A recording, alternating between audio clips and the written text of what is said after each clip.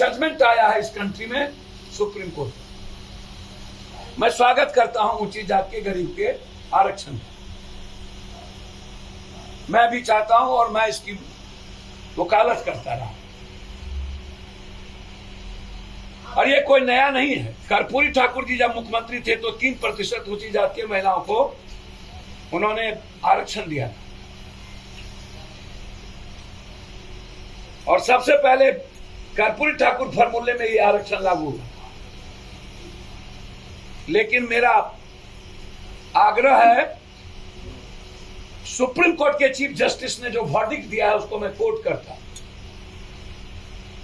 कि आरक्षण का जब मुद्दा ये लाया गया था दुनिया में, देश में, तो आधार था शैक्षणिक और सामाजिक, आर्थिक आधार नहीं था।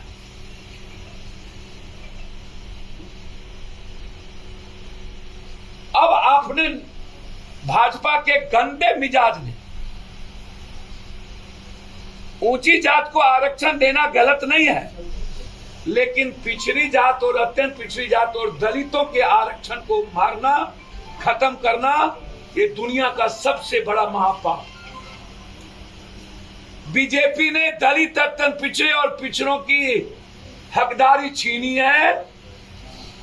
यदि आपने 10% आरक्षण ऊंची जात को हम लोगों ने मिलकर दिया तो हमें 55% से ऊपर पिछड़ों के आरक्षण के रूल्स को लागू करना चाहिए।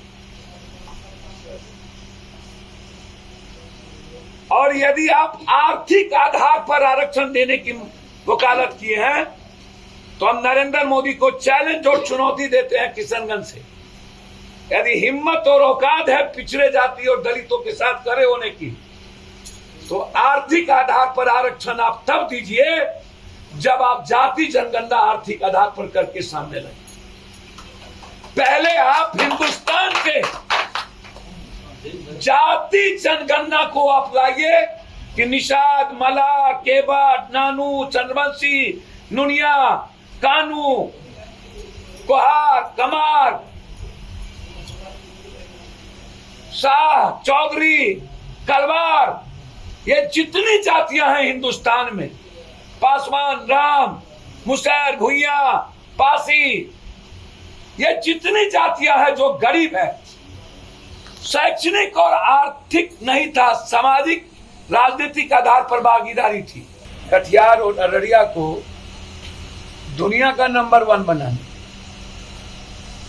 बाहर के पूंजीपति हमारे किशनगंज में आकर के जमीन लेकर के यहाँ पर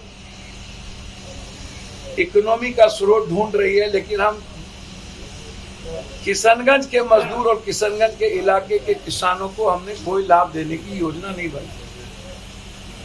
तो हम सरकार से, केंद्र से भी और बिहार से भी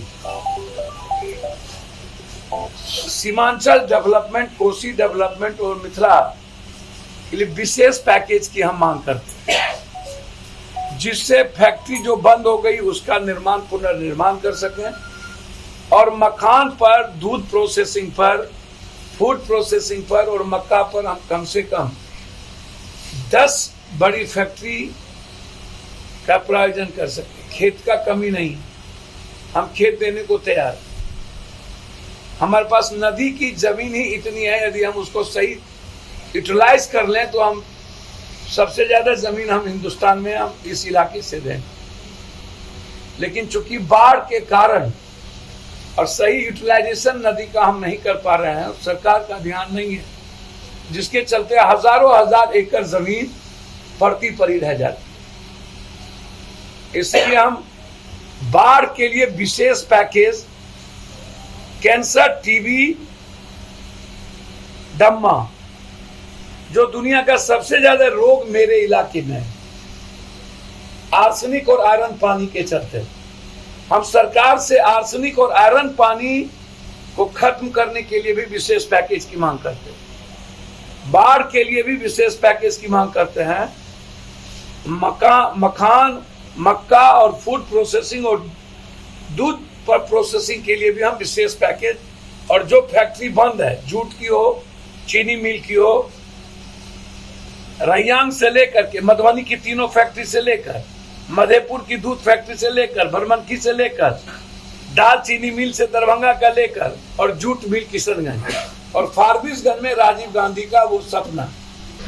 आपका ब्लैक मनी भाजपा और आपके जीवन का मुख्य एजेंडा था, तो फिर आपने क्या खोया, क्या पाया? आपने ये उपलब्धि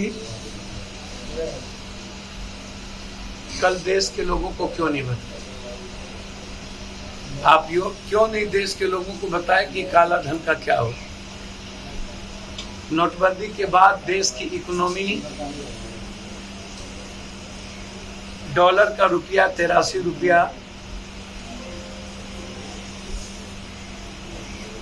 इकोनॉमी दुनिया में सबसे निचले मोड़ पे,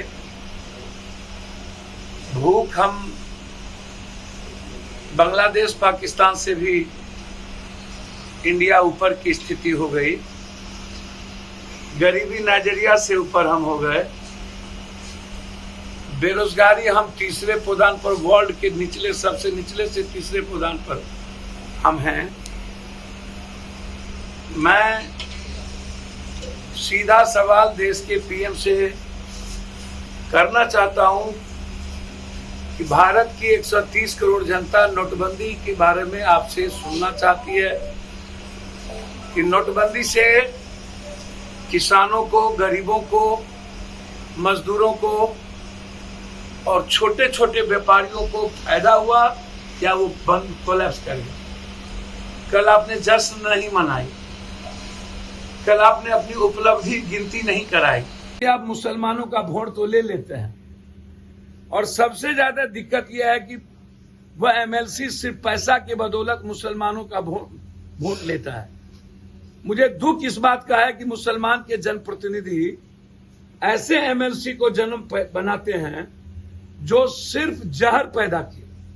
वो देखने में जितना हो, वो जिस तरीके से यहाँ अमित शाह जी आए और रात भर इस इलाके में रक्त रंजित और रक्त चरित करने का रास्ता नया ढूंढने का प्रयास किया, न तो बीजेपी की केंद्र की कभी भूमिका सीमांचल में 1 रुपये की रही, न उन्होंने कोई सीमांचल और में डेवलपमेंट के लिए कोई 1 रुपया दिया।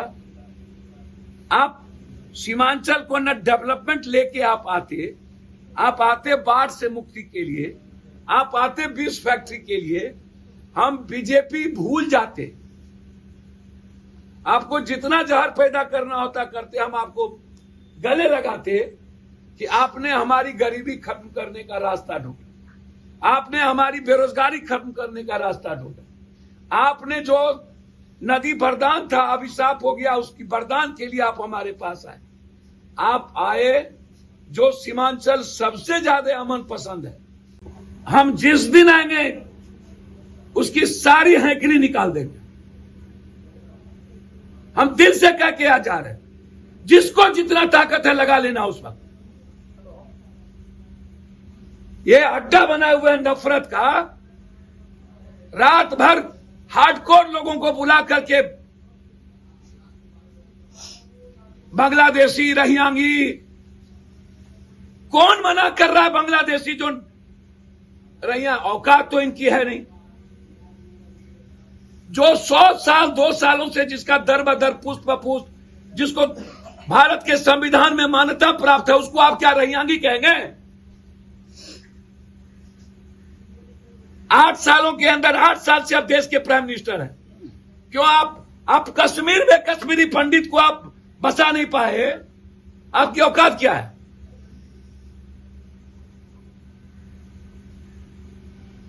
और मैं चुनौती देता हूं आरएसएस के, कल जो संत लोग कर रहे थे, हम साथ देने को तैयार हैं। चीन और पीओके की बात कर रहा था ना, पप्पू यादव पहला आदमी होगा चीन के में, जो भारत का जो जमीन है चीन में, नरेंद्र मोदी आगे बढ़े, हम एमपी सिर्फ छोड़ करके लड़ने को तैयार हैं।